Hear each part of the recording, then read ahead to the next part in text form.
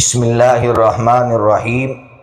الحمد للہ والصلاۃ علی اہلہا اما بعد۔ لا کے ایک اسٹوڈنٹ کا سوال تھا کہ حلالے کا کیا مطلب ہے، اس لیے کہ اس نے ان لوگوں کو دیکھا ہے جو اسٹوڈیو میں بیٹھ کر حلالے کا مطلب بیان کرتے ہیں اور قرآن اور اسلام کو بدنام کرتے ہیں۔ آپ نے بھی ایسے لوگوں کو دیکھا ہوگا جن کا مقصد ہی ہے کسی کو گرانا، جھوٹ بولنا اور امن شانتی کو خراب کرنا۔ ان کا مقصد ہے، ان کا کام ہے صبح و شام کا۔ وہ لوگ اسٹوڈیو میں بیٹھ کر حلالے کا کیا مطلب بتاتے، آپ نے سنا ہوگا کہ وہ لوگ یہ کہتے ہیں کہ اگر کسی مرد نے اپنی بیوی کو 3 طلاقیں دے دی تو پھر پلاننگ بناتا ہے، یہ مرد کسی اور سے پلان بناتا ہے کہ تو ایک رات کے لیے میری بیوی کے پاس آ کر سو اور سو کر اس کے ساتھ ضرورت پوری کر اور پھر اس کو طلاق دے دے، پھر میں اس سے شادی کر لوں گا۔ اس کا نام ہے حلالہ۔ اب آپ سوچئے کہ جس اسلام نے اس کام کو مہا پاپ کہا تھا، میں نے ابھی آپ سے کہا کہ حدیث کی کتابیں پڑھیے، محمد صلی اللہ تعالیٰ علیہ وسلم کی جو پروچن ہے، میں نے ابھی کہا کہ حدیث کی کتاب ترمذی شریف، اس میں ایک چیپٹر لگا ہے، باب المحل والمحلل لہ، کہ ایسے لوگ جو اس طرح ویت پلان اس طرح کام کرتے ہیں ان پر اللہ کی لعنت برستی ہے، اللہ ان سے غصہ ہوتا ہے، ان پر غصہ ہوتا ہے، اللہ ان سے ناراض ہو جاتا ہے۔ اسلام میں یہ مہا پاپ ہے، حلالہ ہے ہی نہیں اس طرح کا جس طرح کا یہ لوگ پیش کر رہے ہیں۔ تو پھر حلالہ ہے کیا؟ تو اس کو سمجھیے، اسلام اس مرد سے جس نے کسی عورت سے شادی کی،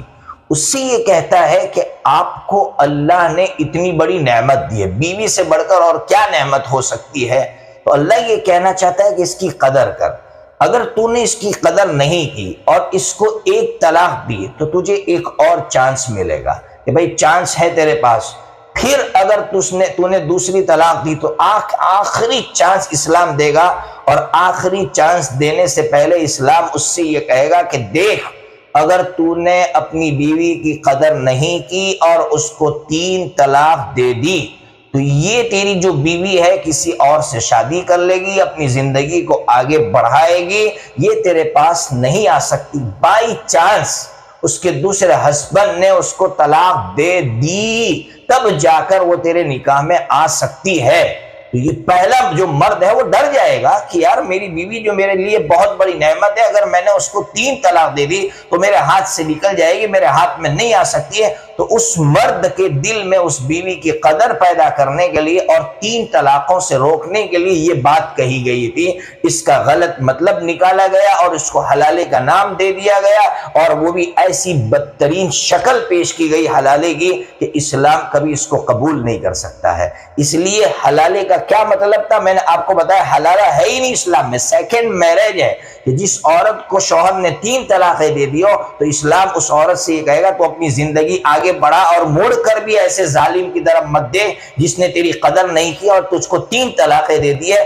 آگے بڑھ اور کسی اور سے شادی کر لے۔ اس لیے یہ جو حلالہ کر رہی ہے اسلام میں نہیں ہے، اور اس لیے میں معاشرے سے بھی کہتا ہوں، سوسائٹی سے بھی کہتا ہوں کہ جن عورتوں پر ظلم ہوتا ہے اور ان کو 3 طلاقیں دی جاتی ہے، معاشرے کو چاہیے کہ ایسی بچیوں کی جلدی سے جلدی شادی کرائے تاکہ ایسے ظالم جو اپنی بیویوں کی قدر نہیں کرتے اور 3 طلاقیں دے دیتے وہ لٹک کر رہ جائے اور ایسی عورتوں کی زندگیاں آگے بڑھے۔ اللہ تبارک و تعالی ہمیں اسلام سمجھنے کی توفیق عطا فرمائے۔